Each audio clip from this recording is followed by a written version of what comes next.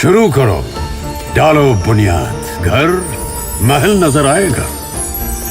Wonder लाइए, wonder अपनाइए, फर्क नजर आएगा। वंडर सीमेंट, फर्क नजर आएगा। नमस्कार, मैं हूं रविंद्र जैन और आप देखना शुरू कर चुके हैं सबकी खबर।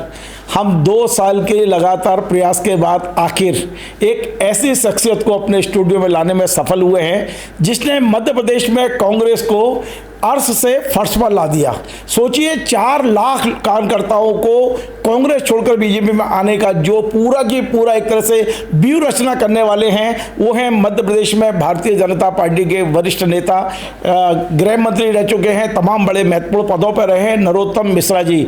आज नरोत्तम मिश्रा जी सबकी खबर के स्टूडियो में हैं। हम तमाम सारे सवाल उनसे पूछना चाहते हैं, लेकिन पहला सवाल हमारा यही है कि आखिर ये जो मध्य प्रदेश में आपने कांग्रेस को अर्श से फर्श पर ला दिया है, इसके पीछे आपकी रणनीति क्या थी?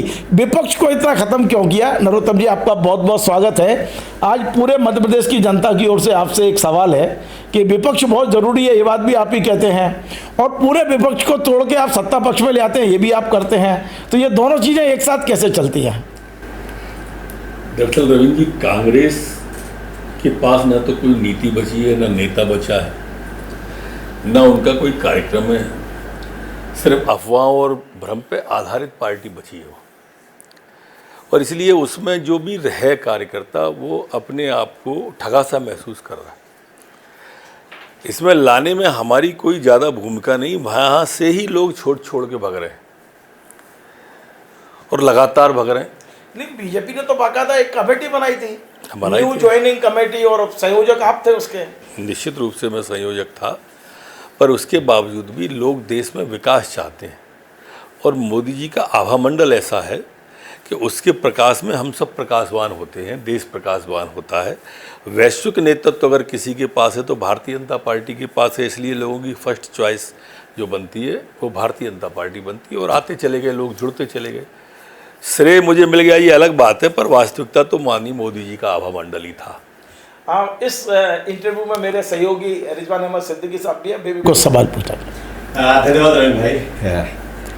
आपने मोदी जी की बात की, मोदी जी का जिक्र किया, मोदी जी के नेतृत्व की भी बात की। अमेरिका, फिर चीन, इस तरह की चीज़ें लगातार चल रही हैं। आप कैसे देख रहे हैं इन सारी चीज़ों को? ये वोट की ताकत से देख रहे हैं हम अपने। अमेरिका हो या चीन हो, वोट जब कांग्रेस को जाता था देश का तो आतंकवादी पूरे देश में घुस के आते थे। वोट जब मोदी जी को गया तो पाकिस्तान में घुस के मार रहे हैं। ये वोट की ताकत है। वोट की ताकत ही तो है जो आपने सवाल किया कि कभी हमको पाकिस्तान धमकी देता था बम की, आज अमेरिका की धमकी का भी देश पे असर नहीं है, और मोदी जी के हिसाब से चल रहा है। ये वोट की ताकत है, आम आदमी के वोट की ताकत है। राहुल गांधी पंजाब दौरे में गए थे अभी, और कांग्रेस ने बड़ा बढ़ चढ़कर उसका प्रचार प्रसार किया कि मैदान में उतर आए राहुल गांधी। जब बाढ़ आई थी तब मलेशिया गए थे, जब बाढ़ उतर गई तो पंजाब जा रहे हैं। देश समझता नहीं है क्या इसको? जब उपराष्ट्रपति की शपथ हुई तो इटली चले गए, संविधान की किताब हाथ में लेके लोगों को संविधान दिखाते हैं। वहाँ संविधान कहाँ चला जाता है? उपराष्ट्रपति की शपथ पे, गणतंत्र दिवस की, स्वतंत्रता दिवस की परेड पर कहाँ चला जाता है वो संविधान? ये सिर्फ और सिर्फ संविधान का दुरुपयोग कर रहे हैं, उस किताब का माहौल बनाए दे रहे हैं अपनी राजनीति के लिए, अपनी राजनीतिक रोटियों को सेकने के लिए। एक ग्रंथ जो हमारा है, एक पवित्र संविधान है, उसको उन्होंने राजनीति का पार्ट बना दिया है, जो बहुत दुखद है। नरोत्तम जी, एक शिवराज जी के कार्यकाल में आपको संकट मोचक कहा जाता था। मोहन यादव जी की सरकार में क्या कहा जाए? मैं उस मोहन यादव जी की सरकार में हूँ नहीं मैं, और शिवराज जी की सरकार में नहीं, संगठन तो आज भी आपको महत्व दे रहा है। लगातार आप संगठन के जो दायित्व वो तो निभाते ही है, बेशक पद पर रहे ना रहे। नहीं, ये सच है। सरकार अलग चीज हो गई, संगठन अलग चीज हो गई। सरकार का पार्ट नहीं हूं मैं। संगठन तो जो जिम्मेदारी देता है बखूबी निभाता हूँ। उनने, जैसे आपने ज्वाइनिंग टोली का कहा, तो ज्वाइनिंग टोली में गया, फिर उनने महाराष्ट्र में भेज दिया, चुनाव प्रचार में महाराष्ट्र, फिर दिल्ली भेज दिया, दिल्ली में रहा लगातार 3-3 महीने। तो और पार्टी ऐसा काम देती रहे, बस इतना ही चाहते हैं। आप फ्लोर मैनेजमेंट करते रहे हैं, संसदीय कार्य मंत्री लंबे समय तक रहे हैं, तत्कालीन विधानसभा अध्यक्ष ने आपको सचिन तेंदुलकर भी कहा। अब आप ऐसे समय में अपनी भूमिकाओं को कहाँ पाते हैं, कैसे पाते हैं, और अब आपको क्या लगता है? भूमिका में मैंने जो बात कही मैं पुनः दोहरा देता हूँ कि पार्टी जो काम दे वो करना, यही भूमिका है। पद की कोई इच्छा है नहीं रिजवान भाई। पद 30 साल विधायक रह लिया, 15 साल मंत्री रह लिया, पर्याप्त होता है। और इसलिए काम मिलता रहे, काम करते रहे, यही एक इच्छा है। और पार्टी लगातार काम दे भी रही है। चुनाव का अवसर आया, आप सरकार में 2 नंबर पे नंबर 2 के मंत्री थे। आपकी ऐसा लगता था कि अगले मुख्यमंत्री नरोत्तम मिश्रा हो सकते हैं, ऐसी बहुत चर्चा भी होती थी, सुर्खियों में भी लगातार आप रहते थे। आप एक ज़माना ऐसा था कि सुबह आप जो कहते थे वो दिन भर मीडिया की सुर्खियों में होता था, और फिर चुनाव के नतीजे आए और आपने मौन सा साध लिया है। नहीं, जब इस तरह का घटनाक्रम घट जाता है तो प्रतीक्षा करनी चाहिए, ऐसा मैं मानता हूँ। जो घटता है, घटनाक्रम रचता वही विधाता है। आज लगे जो दंड वही कल पुरस्कार बन जाता है। तो इसलिए प्रतीक्षा करनी चाहिए और ईमानदारी से आत्मालोचन भी करना चाहिए, स्वयं की समीक्षा भी करें, क्या कमी रह गई सोचें और विचार करें, कहाँ गलती हो गई। ये विचार अंतर्मुखी जब तक नहीं होंगे, जब तक होता नहीं है, और अंतर्मुखी होने का ही मैं समय मानता हूँ। इस खाली समय में आप क्या कर रहे हैं? अभी क्या कर रहे हैं आप? अपनी भूमिकाओं को, मैंने पूछा था भूमिका को क्या पाते हैं, अभी कर क्या रहे हैं? अंतर्मुखी है, अध्ययन कर रहे हैं। दूसरा, मेरे परिवार के द्वारा एक बड़ा स्थान बनाया गया है नवग्रह पीठ का। उस पीठ की प्राण प्रतिष्ठा काफ़ी समय लग गया, 10-15 साल की एक्सरसाइज है। तो काफ़ी अच्छा स्थान बना है, तो उसके प्राण प्रतिष्ठा के कार्यक्रम वो फरवरी में 11 से 20 तक होना है। तो उस प्राण प्रतिष्ठा कार्यक्रम में अभी अपने आप को खपाने की कोशिश कर रहा हूँ। हमें लगता है कि पहली बार शायद आपने हमारे चैनल में ये बात कही है कि आप इस काम में कर रहे हैं। तो बहुत लोगों ने देखा, मैंने भी देखा, पर आज मुझे पता चला कि वो आपके परिवार ने बनाया है। नवग्रह पीठ है वो। हाँ, मंदिर देख सकते हैं आप। दूसरी बात रविंद्र जी, आपने मंदिर बहुत देखे होंगे, मूर्तियाँ भी बहुत देखी होंगी, लेकिन जो उसमें मूर्ति हैं वो विश्व के अंदर कहीं नहीं है, वैश्विक मंदिर है वो। एक दूसरा क्या है कि इसमें ग्रह जो है अपनी पत्नियों के साथ हैं, परिवार के साथ है। एक एक मूर्ति अष्टधातु की है और एक एक मूर्ति 15-15 कुंटल की है, एक एक मूर्ति। और ऐसे ये सारी की सारी जो 18 मूर्ति होंगी, क्योंकि दोनों दंपत्ति हैं। दंपत्ति है, सूर्य भगवान की 2 पत्नियां, तो 19 कह सकते हो, 19 कह सकते हो आप उनको। पूजनीय मूर्तियां अलग हैं और दर्शनीय मूर्तियां अलग हैं, और इनके आदि देव की मूर्तियां अलग हैं। मतलब मैंने पीठ का जिक्र किया, वो मंदिर नहीं है, पीठ है। पीठ से मतलब जहाँ तंत्र में, जैसे आप आए, किसी ने कहा कि मेरे पास में शनि की 7.5 है, या शनि का दोष चल रहा है, या राहु की दशा चल रही है, तो उनके निवारण का केंद्र है वो जो बनाया हुआ है, जिसे आपने बहुत सारा देखा। कुछ तंत्र मंत्र का भी एक वो बनाया है, क्योंकि हमने देखा है कि मैया के दरबार में तो तंत्र मंत्र चलते हैं, क्या उस स्थान पे भी होगा? ये मूल इन ग्रहों के तंत्र मंत्र का है। जी जी। मैया का स्थान अलग प्रकार का है, ये अलग, ये तो दशाओं के ऊपर है। नरोत्तम जी, एक बड़ा महत्वपूर्ण प्रश्न है जो मैं नहीं, पूरे प्रदेश की जनता जानना चाहती है। और प्रश्न ये है कि 2023 में विधानसभा चुनाव की जब तैयारियां चल रही थी, तो स्वाभाविक रूप से पूरे मीडिया में मुख्यमंत्री के रूप में आपके नाम की चर्चा होती थी। मगर उसके तो जो परिणाम आए, वो आज भी ग्वालियर चंबल संभाग में तो कोई पहचान नहीं पा रहा कि नरोत्तम चुनाव हार गए। मतलब आज 2 साल बाद भी लोग कह रहे हैं कि ये कैसे संभव है। आपको लगता है कोई षड्यंत्र हुआ? मैं इसको आप षड्यंत्र कह सकते हो, पर मेरा ऐसा मानना है कि जब मैंने बड़े लोगों से विरोध लिया, सरकार जब गिराने में आप कहीं मेरा जिक्र करते हो, तो अगर मैं बड़े लोगों से विरोध ले रहा हूँ सरकार, तो मुझे बड़ी तैयारी रखना थी, मैंने नहीं रखी, मेरी गलती। बड़ा घटनाक्रम हो सकता है, कोई षड्यंत्र हो सकता है, तो ये मुझे देखना था ना, मैं प्रत्याशी था। तो ये षड्यंत्र बाहर से है या अंदर से है? अंदर बाहर कहीं से भी हो, ये अलग विषय हो सकता है, पर मुझे चिंता करनी थी जो मैंने नहीं की, और मैं समझता हूँ उसके कारण से नुकसान हुआ। लेकिन पार्टी, आप जो भारतीय जनता पार्टी है, उसमें लगातार चिंतन होता है, हर मुद्दे पर विमर्श होता है। तो क्या भारतीय जनता पार्टी के जिम्मेदार लोगों को नहीं पता है कि नरोत्तम जी ने अपना सर्वस्व पार्टी को दिया है, और आज जो भी नुकसान हुआ है चुनाव पराजय का, वो कहीं ना कहीं पार्टी के लिए ही तो काम कर रहे थे, आप व्यक्तिगत तो नहीं कर रहे थे। तो ऐसे में पार्टी को आपके लिए चिंता करना चाहिए। नहीं, पार्टी चिंता करती थी, पार्टी ने जो कहना था मुझसे कहा, पर जब व्यक्ति अति आत्मविश्वास में होता है तो एक पर्दा आ जाता है आँख के सामने, क्योंकि लगातार जीत रहे थे 25-30 साल से, तो ये लग रहा था अगर ये तो हर बार इस तरह की चर्चाएं आती हैं, चलती रहती हैं ये चर्चा, और हम अपने काम में लगे रहे, बेफिक्री या लापरवाही दोनों शामिल हो गई। दुखदाई हुआ।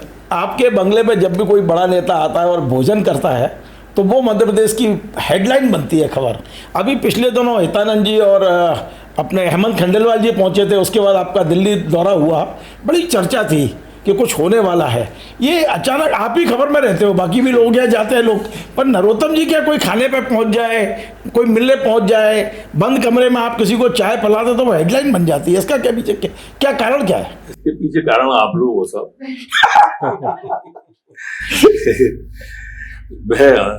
हम तो राजी हैं उसी में जिसमें आपकी रजा है, इसमें भी वाह है, उसमें भी वाह है, पर मैंने उन्हें विनम्र आग्रह किया था उनसे, माननीय प्रदेश अध्यक्ष जी से भी, माननीय हितानंद जी से भी, मेरे विनम्र आग्रह को उन्होंने स्वीकार किया था। ऐसे ही सहज कोई भी राजनीतिक बात हुई भी नहीं। कमलनाथ सरकार गिराई आपने, लोग कह रहे थे आप मुख्यमंत्री बनेंगे। कमलनाथ सरकार किसने बताई? कमलनाथ जी ने बता दिया, अभी दिग्विजय सिंह जी ने बता दिया, अभी उसके पहले उमंग सिंगार बता चुके हैं कमलनाथ सरकार किसने गिराई। अपने बोझ से गिर गई। मैं 2-3 बार कह चुका कि ये पचा ही नहीं पा रहे थे उसको, बहुमत आया नहीं था। 8 काट जोड़ के सरकार बनाई थी, सपा को जोड़ा था, बसपा को जोड़ा था, निर्दलियों को जोड़ा था। अब ऐसे 8 काट जोड़ के सरकार बनाई, वो फिर उसके बाद बिखर गई। वो कहावत है ना कि इस दिल के टुकड़े 1000 हुए, कोई यहाँ गिरा कोई वहां गिरा, तो ऐसे ही सबके सब बिखर गए। एक बात और मैंने भी पिछले इंटरव्यू में कहा था कि ये झेल ही नहीं पाए, बुढ़ापे में 70 रूपी औलाद हुई थी, दोनों बुजुर्गों ने चूम चूम के ही मार डाली। तो ऐसे इसलिए सरकार गिरी है। बाकी हमारे संपर्क में थे विधायक लोग, हमारे संपर्क में भी थे, ऐसा नहीं है थे, वो आते थे, संपर्क करते थे, और हमारी दावेदारी तो थी सरकार की, हम भी 100 के ऊपर थे। आप कुछ रहस्य तो खोल ही दीजिए, मतलब आप कब तक आप नाना करेंगे, कभी तो कुछ नहीं नाना नहीं, वो तो खुद दोनों ने स्वीकार कर लिया, नहीं तो हम तो स्वीकार कर ही रहे थे। उन दोनों ने ही स्वीकार कर लिया कि हम दोनों ने गिरा दी सरकार। और उनकी जितने लोग थे साहब, किस तरह का माहौल था, जनता झूठे वादों पर आते हैं। ये कांग्रेस की एक संस्कृति है, 2 लाख तक का कर्जा माफ कर देंगे, वो किया कितने का, 2000 का। तो ये जो झूठ होती है, एक आदमी नहीं ला पाए। हर बेरोजगार को बेरोजगारी भत्ता देंगे, एक को नहीं दिया, और बता दिया कि ढोल बजाओ बैंड बजाओ तुमको भत्ते क्या। इस तरह का जो कृत्य है जनता, आप देखो उसी का कारण है रविंद्र जी कि कांग्रेस की सरकार जब जहां 5 साल रहती है वहां दोबारा आती नहीं है, और भाजपा की सरकार जहां 5 साल रह जाए फिर वो जाती नहीं। कांग्रेस आजकल सोशल मीडिया में महात्मा गांधी और राहुल गांधी की बड़ी तुलना करने लगे हैं, एक गांधी और इस तरह से बात करने लगे हैं, यात्रा में निकला सोशल मीडिया वाली बातें कुछ नहीं है। महात्मा गांधी और राहुल गांधी का कोई संबंध नहीं है। ऐसे ही है जैसे सोनू निगम और नगर निगम का होता है।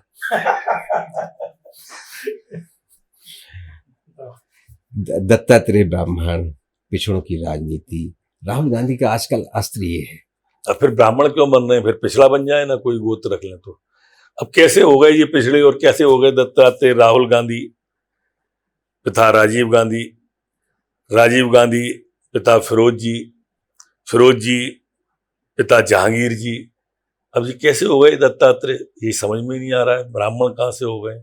पिताओं के नाम मैंने बता दिए, दादा का नाम आपको बता दिया। अगर है तो ऐसे बताए ना कि ये ऐसे हो गए। ये भ्रम की राजनीति करते हैं। पूरे देश के अंदर एक ही राजनीति का ट्रेड है कांग्रेस का, भ्रम फैलाओ। जो लोकसभा में फैलाया संविधान बदल देंगे। आप देखो अभी फिर शुरू किया कि ईवीएम में गड़बड़ी है, ईवीएम से निपटे तो वोट चोरी पे आ गए। ये सिर्फ कुछ भी नहीं करते हैं। जहां इनकी सरकारें, कर्नाटक की स्थिति आप देख लीजिए, क्या स्थिति है सरकार की। हिमाचल प्रदेश में तो ये हालत हो गई है, तनख्वाह बांटने को पैसा नहीं है। पूरे हिमाचल के पहाड़ नीचे घूमने के लिए आ रहे हैं, वहां पर त्राही त्राही मची हुई है। अभी मोदी जी अगर पैकेज नहीं दे तो सरकार बैठ जाए। तो ये अपनी सरकारों पर ध्यान देते नहीं है, हमेशा सिर्फ आरोप लगाने का काम करते हैं। अभी मध्य प्रदेश में कुछ हो जाए तो तत्काल ट्वीट आ जाएगा, उत्तर प्रदेश में आ जाए तो हो जाएगा, कर्नाटक में टूट नहीं आएगा, हिमाचल पे टूट नहीं आएगा, तेलंगाना पे। तो इनकी नीति इस तरह की रही है जो दुभाती कहलाती है। नरोत्तम जी, 2023 के जब चुनाव परिणाम आए और पराजय हुई विधानसभा में, उसके बाद मई में 5 महीने बाद फिर इलेक्शन आए। सब लोग कह रहे थे कि नरोत्तम जी चुनाव लड़ेंगे, ग्वालियर से लड़ेंगे, वो टिकट भी नहीं मिला। उसके बाद में प्रदेश अध्यक्ष की बारी आई तो उसमें भी खूब नाम चला आपका। तो ये जो कहते हैं ना, एक लड्डू मुंह पे आते आते फिसल क्यों रहा है बार बार बार बार? और तमाम सारे आपके जो कार्यकर्ता हैं, तमाम आपके समर्थक हैं, चाहने वाले हैं, वो इतनी उम्मीद लगा लेते हैं। अब मुझे नहीं मालूम आपको कितनी उम्मीद रहती है, पर कार्यकर्ताओं में, मीडिया में इतनी खबरें रहती है कि बस प्रदेश अध्यक्ष बन गए या लोकसभा में होंगे या राज्यसभा जाएंगे। मध्य प्रदेश में जो भी नया होने वाला होता है, नाम आपका चलता है, लेकिन एंड टाइम पे कट जाता है। ये कहा गया कि आपको मौका मिलेगा। मौका मेरे को लगातार पार्टी दे रही है भाई। लोकसभा चुनाव में काम दिया ना, अभी आपने जो कहा ज्वाइनिंग किया और 2 लाख ले आया, 4 लाख ले आया, काम दिया था ना पार्टी ने। वैसे एक सीट पे काम करता, 29 पे काम किया। परिणाम देखो, पहली बार आजादी के बाद में सोने लगा कांग्रेस का, अंडा आया है कांग्रेस का। बिल्कुल। और जहां तक सवाल चर्चा में आने का है, तो मैं फिर कह रहा हूँ रवि जी, आपकी मेहरबानी है। मैंने हमेशा कहा कि मैं अभी भी कहा आपसे कि मैं किसी पद का दावेदार नहीं हूँ। पद पार्टी ने इतने साल तक दिया, किसको देते? 30 साल विधायक रखने का अवसर कितने लोग कार्यकर्ताओं को मिलता है? मेरे को पार्टी नहीं दिया। 15 साल मिनिस्टर रखा, कितने लोगों को मिलता है? तो पद बहुत हो गया। हम तो सिर्फ ये चाहते हैं काम मिलता है, और काम पार्टी लगातार दे रही है।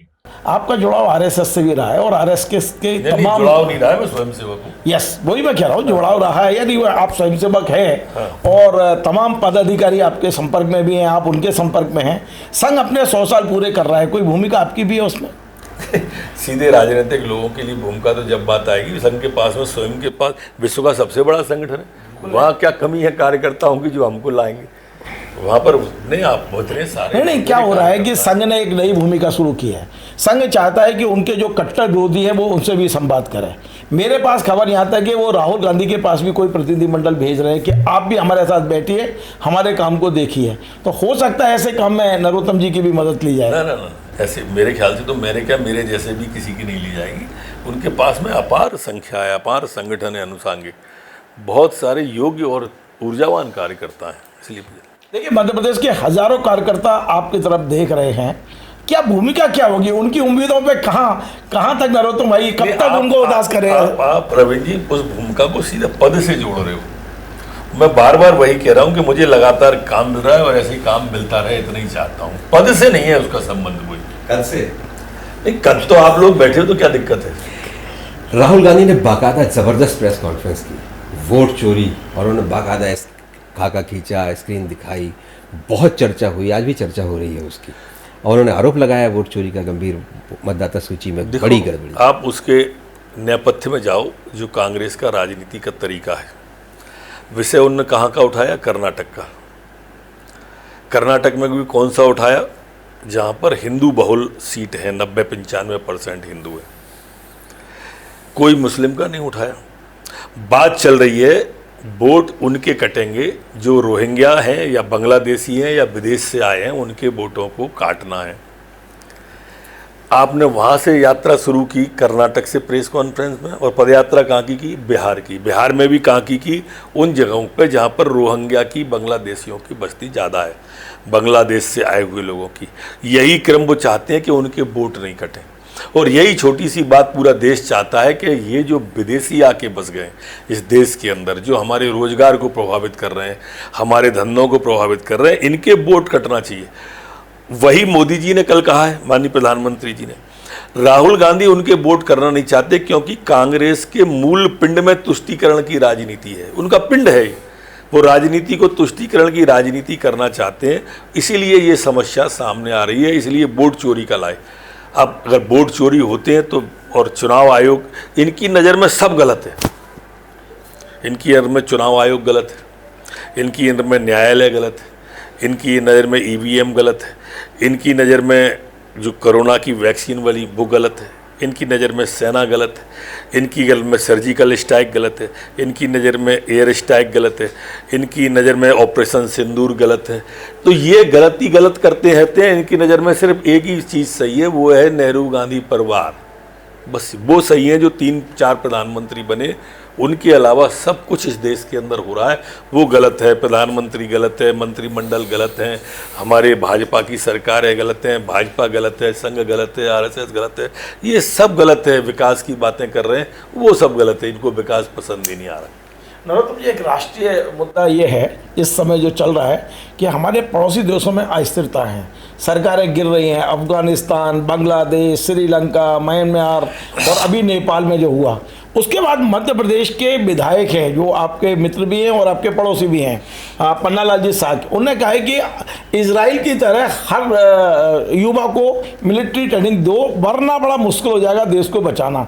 कितना खतरा लग रहा है, क्योंकि जो आसपास भ्रष्टाचार के खिलाफ मूवमेंट खड़ा हो गया, कहीं किसी मुद्दे पर खड़ा हो गया, असर तो पड़ता है। पड़ोसी देश में कुछ होती है हलचल तो पड़ोसी देश में भी पड़ता है।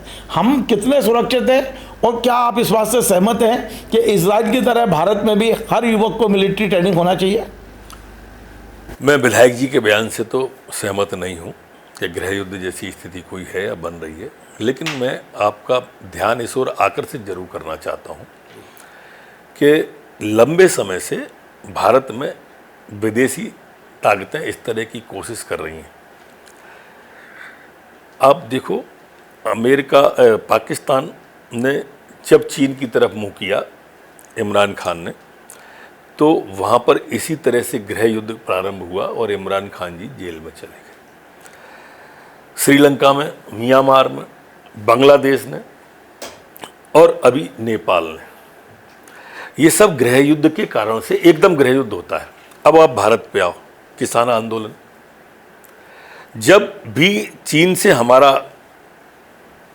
जो मनमुटाव चल रहा था तो किसान आंदोलन खड़ा किया कि यहाँ पर हालात ऐसे बन जाए। अभी जब अमेरिका से हमारी जो 25 से 50% उन्होंने किया, उसके ऊपर बात चल रही थी, तो ये पदयात्रा पे निकल गए राहुल गांधी जी। ये चाहते सिर्फ ये है कि कोई ना कोई ऐसा हालात मध्य प्रदेश देश में क्रिएट हो कि इस तरह की स्थिति बने। लेकिन देश की जनता अब अच्छी तरह से राहुल गांधी को समझ गई है कि ये जान पूछ के इस देश में अशांति चारों तरफ हमारे अशांत हो चुकी है, लेकिन भारत मुट्ठी की तरह कसकर मोदी जी के नेतृत्व में खड़ा है और आज भारत वैश्विक नेतृत्व दे रहा है। मोदी जी का वैश्विक आभा मंडल उभर के आ रहा है, जो आप भी देख रहे हो, हम सब भी देख रहे हैं। मैंने कहा था ना कि कभी अमेरिका हमको धमकाता था, आज हमारा देश अमेरिका की धमकी पर मुस्कुरा रहा है, कोई फर्क नहीं पड़ रहा है। ये होती है ताकत। आज विश्व की हम तीसरी इकोनॉमी शक्ति बनने की तरफ बढ़ रहे हैं। ये होती है वोट की ताकत, जिस वोट की वो चोरी की बात कर रहे हैं। वैश्विक शक्ति के रूप में आज भारत उभर रहा है, ये होती है अपने वोट की ताकत। और मैं समझता हूँ कि बहुत जल्दी रसातल की ओर कांग्रेस चली जाएगी और आने वाले कल में जब लोग पूछेंगे या नौजवान आने वाली पीढ़ी हमसे पूछेगी कि कांग्रेस मुक्त भारत का श्रेय आप मोदी जी को देते हैं तो राहुल को, तो फिर भ्रम की स्थिति पैदा होगी कि इसका नाम लें। वोट की बात आप कर रहे थे लगातार, राहुल गांधी जगह जगह नारे लगवा रहे हैं, वोट चोर गद्दी छोड़। अच्छा, एक बात तो सही हो गई कि जगह जगह नहीं, बिहार में उन्होंने लगवाया। इसका मतलब बिहार बाकी तो ठीक है, रोजगार की दृष्टि से ठीक है, बेरोजगारी की दृष्टि से ठीक है, आर्थिक दृष्टि से ठीक है, सामाजिक दृष्टि से ठीक है। कांग्रेस एक भी समस्या नहीं उठाती है। ये जो आंदोलन हो रहे हैं ना, मध्य प्रदेश में इतने जोर की बाढ़ आई, इतनी भयावह स्थिति रही, हमारे इलाके में भी आई। कोई कांग्रेस का बड़ा नेता आपने देखा उस बाढ़ में जा रहा है? नहीं जा रहा, गया नहीं एक भी नेता। क्यों? अब वोट चोर, अब जिस मुद्दे से जनता का कोई लेना देना नहीं है, आप उस मुद्दों को उठा रहे हो। और हमेशा से आप विधानसभा का पूरा सत्र देख लो, करकेटा लेके आ गए, घोड़ा लेके आ गए, कभी कुत्ता लेके आ गए। ये ऐसे राजनीति होती है क्या? देखो, विधानसभा वो फ्लोर है जहां हमें बौद्धिक क्षमता का अपने का परिचय देना चाहिए। वहां बौद्धिक बल की जरूरत है, बाहुबल की जरूरत नहीं है। आप क्रिकेटों पे राजनीति कर रहे हो, कुत्तों पे गधों पे राजनीति कर रहे हो। कैसा, मैं तो समझ के अचंभे में हूं इस कांग्रेस पार्टी को। अरे भाई, आप उठाओ, खाद की समस्या उठाओ, आपको उठाना है बाढ़ की समस्या उठाओ, राहत कोई आप पे अगर विषय है, तो आप इस विषय को तथ्यात्मक रूप से रखिए कि यहाँ पर बाढ़ से इतना नुकसान हुआ है, आपने इतनी राशि दी है, वो कम है, ऊँट के मुंह में जीरा है, जो विषय। लेकिन कांग्रेस कभी जनहित के मुद्दे नहीं उठाती मध्य प्रदेश में, और यही कारण है कि पिछले 25 साल से सांस लेने में भी दिक्कत है, वेंटिलेटर पे पूरी कांग्रेस। नरोत्तम जी, इस इंटरव्यू का मेरा आखिरी प्रश्न ये है कि कांग्रेस में आपके बहुत मित्र हैं। हाँ, और जब आप पावर में थे तो उनकी दिल खोल के मदद भी की आपने। एक और आपके कार्यकर्ता तो खैर हताश ही हैं आपके सत्ता में ना रहने के कारण, लेकिन कांग्रेस के भी तमाम मित्र आपके दुखी हैं, उनके भी काम नहीं हो पा रहे हैं। अब तो आपके सत्ता में ना रहने का नुकसान जितना बीजेपी को उतना कांग्रेस के भी तमाम आपके मित्रों को हो रहा है, इस बारे में क्या कहेंगे आप? नहीं, मेरे मित्र हैं, ये सही है, और मेरे कार्यकर्ताओं में कई कांग्रेस के लोग कहते हैं आई नरोत्तम सत्ता में होते तो हमें ये तकलीफ नहीं होती, ये परेशानी नहीं होती, हम कह देते थे तो वो फोन कर देते थे। नहीं, ये तो गुण दोष के आधार पर निर्णय लेते ही थे, और गुण दोष के आधार पर आज भी कोई उनको दिक्कत होगी तो हम निश्चित रूप से बात करेंगे। कांग्रेस जैसे सॉन्ग बहरूपियापन सॉन्ग रचने की आपने जिक्र करे थे, यही तो सवाल मैं पहले आपसे पूछ रहा था कि आप क्या देखते हैं, संसदीय मंत्री आप लंबे समय से रहे, लेकिन आपने बात कह दी। अगर कांग्रेस की बात करें, राहुल मध्य प्रदेश लौटते हैं, राहुल गांधी मध्य प्रदेश आए, उन्होंने संगठन सृजन अभियान छेड़ा और लंगड़े घोड़े की बात कर दी उन्होंने। आप किसको लंगड़ा घोड़ा मानते हैं, आपके हिसाब से किसको कह गए? अरे बड़ी विचित्र स्थिति में है राहुल गांधी, कोई बारात का घोड़ा, कोई लंगड़ा घोड़ा। अब आप एक बात करो, घोड़ा चलता है सवार से, जब सवार अच्छा नहीं होगा तो घोड़ा कितना भी अच्छा हो कभी रेस में जीत नहीं सकता। और कमोबेश यही स्थिति है राहुल गांधी की, यहाँ पे आके वो डिब्बे बदलते रहते हैं। अब डिब्बे बदलने से कुछ नहीं होगा, खराबी इंजन में है, ये पूरा देश समझ रहा है। एक बार रोटी जल गई तो रसोइये ने कहा कि तवा बदल दो, फिर रोटी जली दोबारा तो रसोइये ने कहा कि आटा बदल दो, फिर रोटी जल गई तो रसोइये ने कहा गैस बदल दो, चूल्हा बदल दो। किसी की हिम्मत ये नहीं पड़ी कहने की कि रसोइया बदल दो। और जब तक ये रहने वाले हैं सवार के रूप में, रसोइया के रूप में, कांग्रेस का कोई भविष्य नहीं। आखिरी सवाल है, आप कुछ कह रहे हैं? मैं एक छोटा सी, मैं भी यही समापन पे ही आ रहा था मैंने सोचा एक और बात पूछ लूं। मध्य प्रदेश की डॉक्टर मोहन यादव सरकार में हम पे कोई बात नहीं की हमने आपसे। हम चाहते हैं कि डॉक्टर मोहन यादव सरकार को आप क्या कहेंगे, सरकार कैसी चल रही है? मंत्री जो हैं वो कई मंत्री बड़े विवादों में, चाहे हमारे ये जो विजय शाह जी हैं, ऐसे कई घटनाक्रम लगातार हो रहे हैं। जब आप मंत्रिमंडल में रहते थे तो इन सब चीज़ों को आप मैनेज करते थे। फिलहाल ऐसा कोई व्यक्ति दिख नहीं रहा जो समन्वय कर सके पूरे मंत्रिमंडल में। देखिए बहुत सारी चीज़ें हैं जो मैं अभी नहीं बोल रहा हूँ, आप सब समझ रहे हैं। मैं यही जानना चाहता हूँ कि इस कैबिनेट में अभी तक मुख्यमंत्री का राजनीतिक सलाहकार कौन है ये नहीं पता किसी को, प्रशासनिक सलाहकार है कौन है ये नहीं पता। अभी लैंड पुलिंग को लेकर एक बहुत बड़ा मुद्दा आज उठ गया है। तो मैं नहीं चाहता हूं कि आप कोई, लेकिन जो आपके मन में यदि आप कुछ बोलना चाहें तो। नहीं, हमारे मुख्यमंत्री काफ़ी अनुभवी हैं, हमारे मित्र हैं, मेरा उनका अच्छा साथ है, लंबा साथ है, और लगातार प्रवास करना ये उनकी विशेषता है। चरैवेती दीनदयाल जी का जो उन्होंने मंत्र लिया है, और वो लगातार प्रतिदिन प्रवास करने वाले व्यक्ति हैं, प्रतिदिन।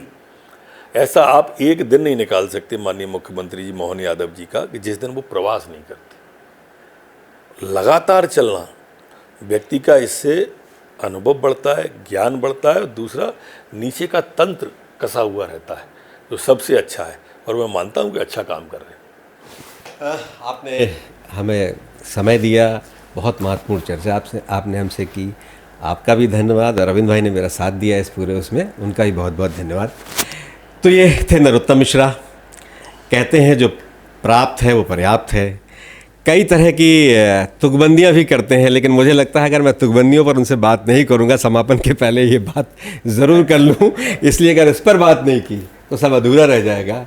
आपने वो माचिस वाला जिस बुझाने चले थे, ऐसा कुछ दिग्विजय सिंह जी बंगलोर गए थे, हाँ, आपने कुछ कहा था। इसके अलावा क्या होगा खुदा जाने जी, माचिस को भेजा है आग बुझाने। इसके अलावा आपने एक बात और कही, जब चुनाव के नतीजे आ गए और फिर आपने किनारे घर ना बना लेना जैसी भी आपने कुछ बात की, ऐसी बहुत ढेर सारी चीज़ें आपने कही हैं। कुछ और इसके अलावा भी कुछ और आपको याद आता हो तो एक बार हमारे दर्शकों नहीं, से मैंने साझा कीजिए। उस समय कहा था जी। जब वहाँ पर आरोप प्रत्यारोप लगा रहे थे वो, तब मैंने कहा था कि जलते घर को देखने वाले फूस का छप्पर आपका है और आपके पीछे तेज हवा है, आगे मुकद्दर आपका है।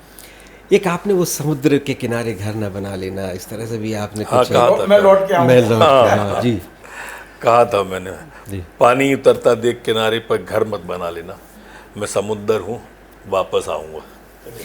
चलिए, धन्यवाद आपका, बहुत बहुत आपका धन्यवाद। और ये थे नरोत्तम मिश्रा जी। बहुत सी बातें हमने की, बहुत सी करनी भी बाकी हैं, लेकिन एक कार्यक्रम में सारी बातें नहीं हो सकती। नरोत्तम मिश्रा एक गंभीर और एक ऐसे नेता जब जो बात कहते हैं वो दूर तलक जाती है, और हमें उम्मीद है कि आपको ये हमारा कार्यक्रम पसंद आएगा और ये बात भी बहुत दूर तक जाएगी।